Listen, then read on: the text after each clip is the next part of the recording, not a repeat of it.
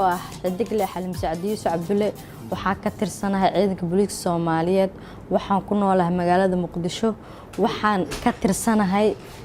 eelaboorka Aadacade waxaan ka tirsanahay ciidanka booliiska Soomaaliyeed 9 sano anigoo ka soo shaqeeyay meel kala duwan waxaan ku soo gaaray heerka hadda aan joogo oo xidiglanimada anigoo ku helay aqoonteyda aniga ahaantay shakhsi ahaanteyda horta shaqada aan haayo waa ku faraxsanahay waxaan ahay qof gabar sargaalad booliis ah haddana ku guda jirta shaqada qaranka aniga aabahay wuxuu ahaa askari sargaal oo military ah aad ayaan u jeclaa inaan noqdo booliiska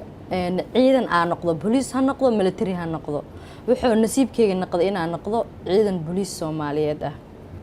dadkan ugu faanaa inaan sargaalad booliis aan ahay waa ku faanaa aad iyo aad waliba ugu faanaa aadaan ugu faraxsanahay amniga haddii uu hagaago waxaa hagaagaya dhaqaalaha dalka waxaa badanaya dalxiisaad waxaa imaanayo dad maalgashanayo wadanka ganacsigana wuu badanayaa korna waxaa uu kacayo dhaqaalaha wadanka